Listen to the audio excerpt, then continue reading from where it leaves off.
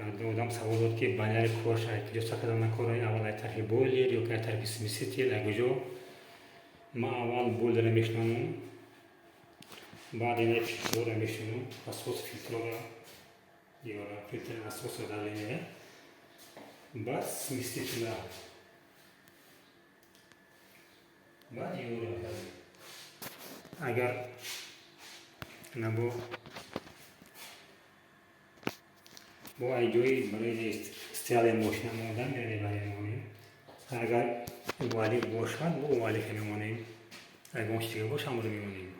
دانه بریم دهیم با بانیا خد یک تا بولی رايو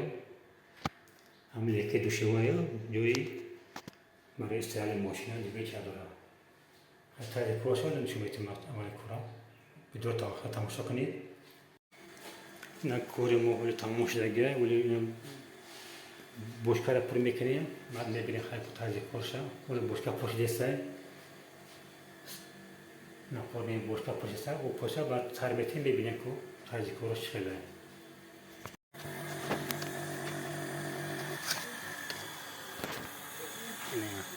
موتور کونه خیلی بیشتر کوکایس ولش دانه بریم بوشکار پر کردیسته بوشکار که پوشید بعد نشی بوشه سر میتیم آور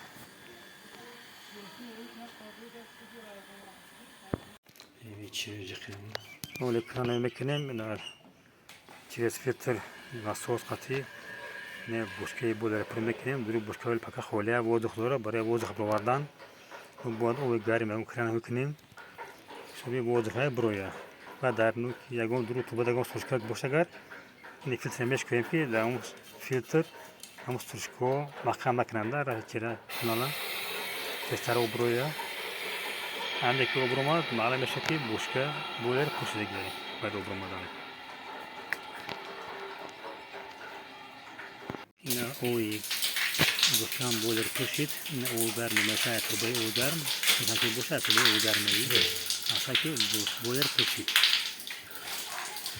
هنا بعد بولر يقدر يكني هنا بعد دارم يشوي كوش تيجاش ولاش فكاتامون اوبرومات لسه هيشام اوشام نقولن حولات بولي مسوزين